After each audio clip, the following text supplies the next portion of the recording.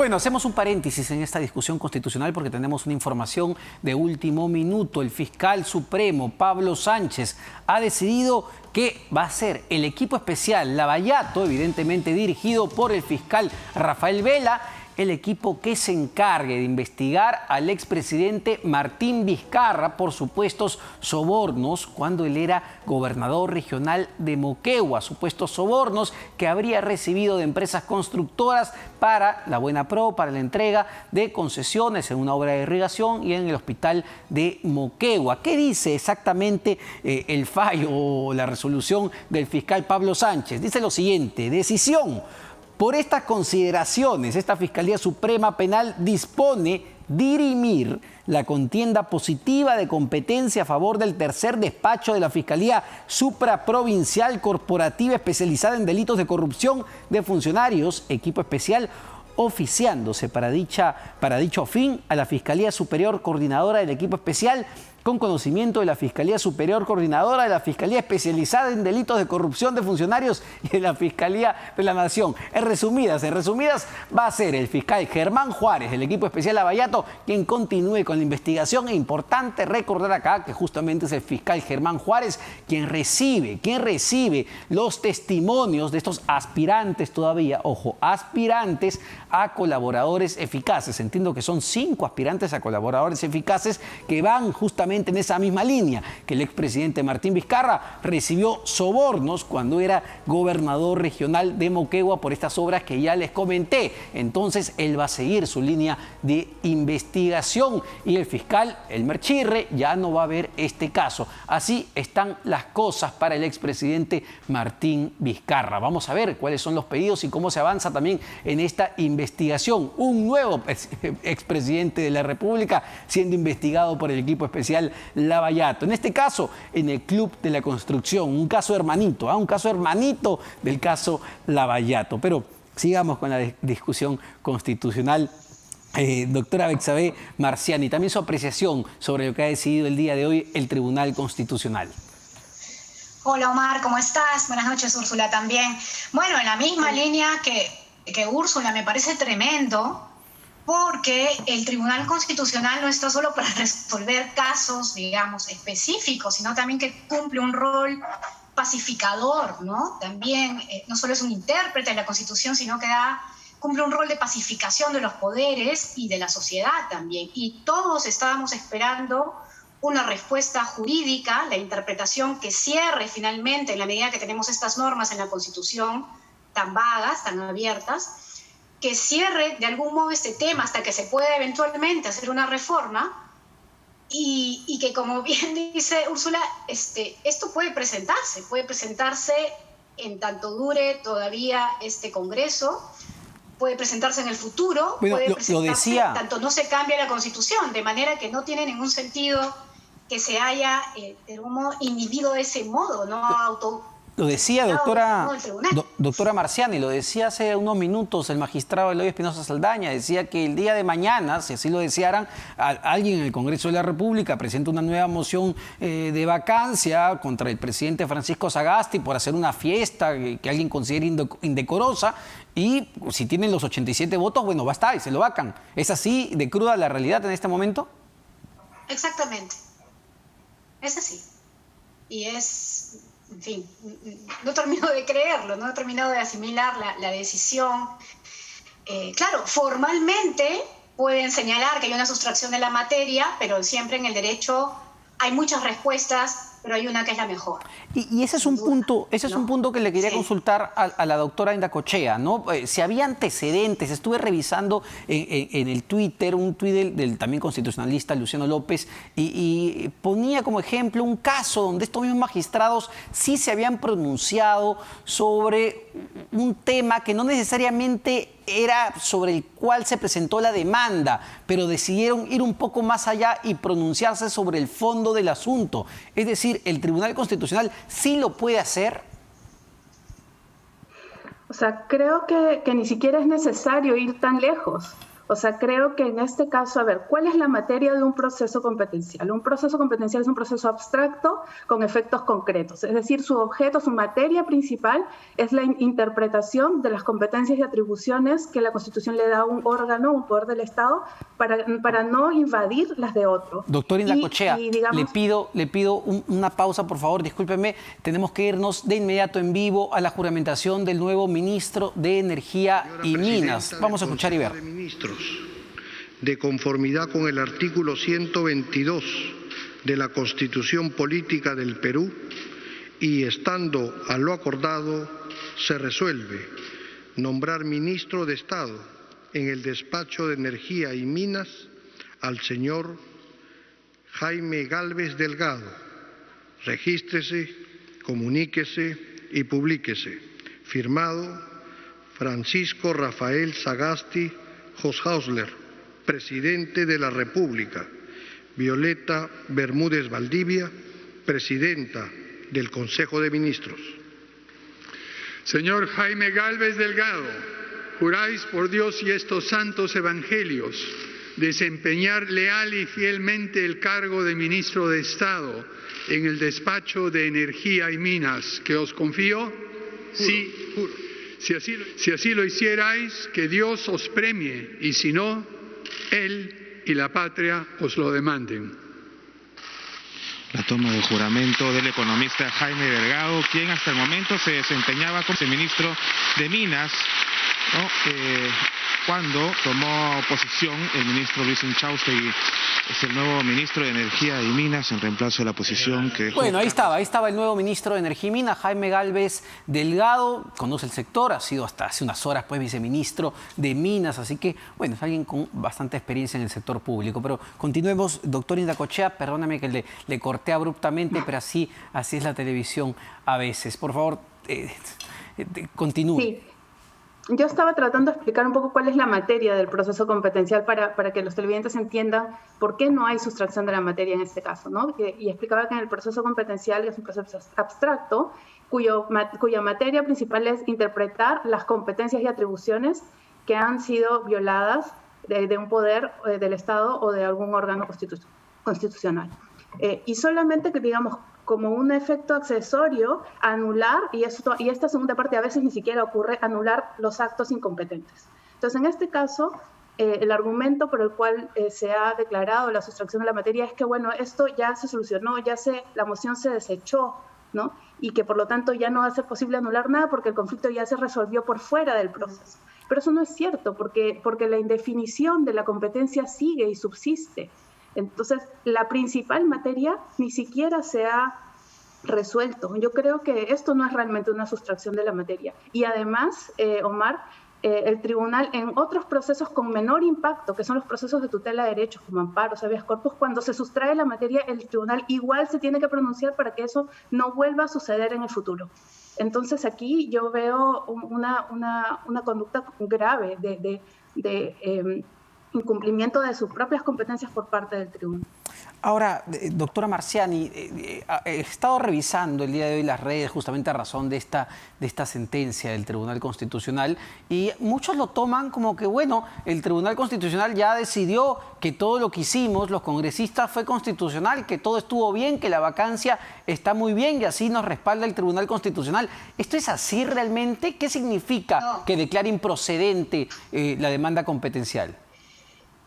Lo que significa, como han puesto algunos en las redes, es algo parecido a lo que han hecho varios congresistas, ¿no? Me abstengo.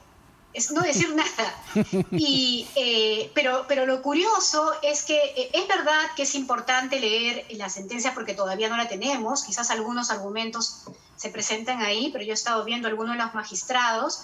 Y es curioso porque cuando él habla, parece dar todos los argumentos para señalar que debió declararse infundada.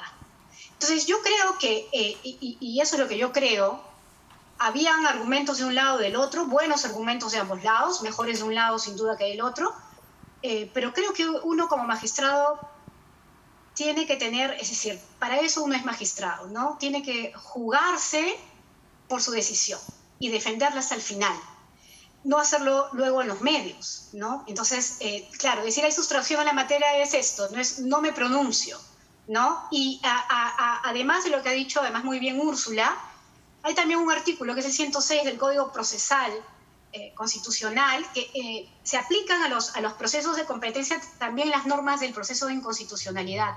Y dice expresamente que cuando hay un tema que es de interés público, ¿no es cierto?, el proceso se sigue de oficio, es decir, eso es el espíritu que está detrás. Si tenemos un tema de interés público, esto se sigue con prescindencia de la actividad o interés de las partes, ¿no? Entonces aquí no es, como bien dice mi colega, que porque ya supuestamente se solucionó el problema entre las partes, no hay nada de qué pronunciarnos. Hay un tema de interés público que ha llevado a la gente a las calles, Sí, claro. que ha provocado lo que ha provocado, y yo creo que era un asunto de responsabilidad del tribunal pronunciarse. De un modo u otro, pero que se pronuncie.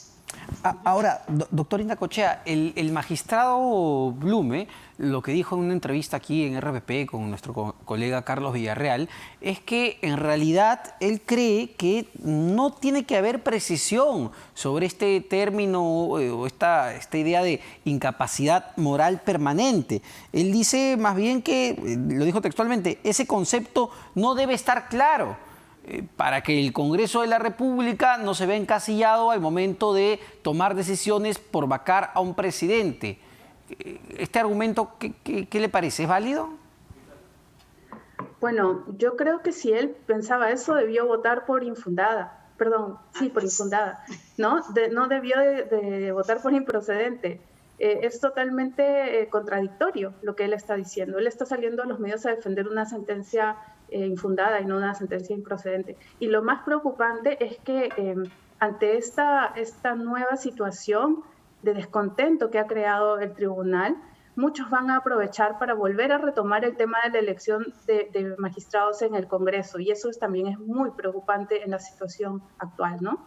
Ahora, tratando de mirar hacia adelante, doctor Marciani, ¿qué se puede hacer? Es decir, tratemos de ser optimistas, tratemos de esperar que ya este tema de las vacancias se acabe de una vez por todas, que en julio del 2021 haya un nuevo Congreso, un nuevo gobierno. ¿Qué se debería hacer a partir de ahí? ¿Se debe zanjar esto a través de qué canales? Yo creo que lo que correspondería es hacer una reforma de ese texto constitucional, de esa parte, por lo menos de esa parte, quien pide la reforma completa, pero ahí hay que hacer un cambio, porque hay un problema de diseño constitucional, yo digo ahí, ¿no? Hay quien dice es un modelo presidencialista, bueno, eso es lo que uno quiere, pero lo cierto es que como está diseñado, permitiendo que el último año del mandato presidencial se pueda hacer una cosa así, es un problema. Entonces, y quedamos en manos de que el tribunal lo interprete y además a ver cómo lo interpreta, ¿no? Entonces yo sí creo que tiene que hacerse ahí un ajuste constitucional, un cambio de la Constitución, de esa parte y de las que están vinculadas en la parte de la Constitución orgánica para evitar que pase lo que ha pasado, ¿no? Sí, claro. Pero ahora, doctor Indacochea, ¿se debería poder vacar a un presidente? Es decir, ok, establezcamos criterios muy claros, pero el Congreso de la República debería tener la potestad de poder vacar a un presidente en algunas circunstancias. ¿Durante qué periodo? ¿Hay periodos donde ya no debería poder? ¿Cuál es su criterio? Bueno, me estás preguntando por mi posición de fondo, que es personal. Yo creo que la vacancia, como está regulada en la Constitución, no es un proceso de control político, es un proceso de control institucional y requiere causales objetivas. Ahora, si queremos ir hacia un modelo en el que exista un impeachment por este tipo de causales de temas, tenemos que reformar la Constitución, porque interpretar de esta manera tan amplia nos permitiría vacar al presidente con más facilidad que vacar cualquier otro funcionario de otro nivel del Ejecutivo. Sí, claro, ya actualmente se puede vacar a un alcalde y es mucho más complejo, entiendo todo el procedimiento, que vacar a un presidente de la República, que es una cuestión de días y de un consenso de votos, de obtener 87 votos.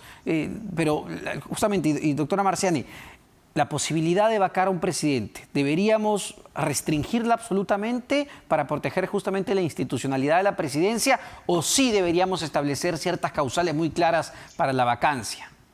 Yo creo que sí, ahí podemos discrepar nuevamente con colegas y por eso creo que tiene que irse a un debate importante entre colegas y de tratar de ajustar la Constitución. Yo creo que sí, lo he puesto incluso por escrito con un colega, lo de la incapacidad moral, ¿no? A ver, claro, si uno ve al presidente en un video a la vista de todo el mundo, ¿no?, golpeando salvajemente a su mujer, no lo vacamos, ¿no? Claro. Eso es lo mismo que celebrar estas fiestas a las que no lo escuchaba el doctor Eloy. No, cuidado con lo que significa incapacidad moral, ¿no? Ciertamente. Entonces, claro, hay que buscar. Y otra cosa sumamente relevante es que se tiene que garantizar un mínimo debido proceso, ¿no? Aquí había un gran problema con el tema de qué pruebas, cómo se presentaron, quién las vio, ¿no? También eso. Entonces yo sí creo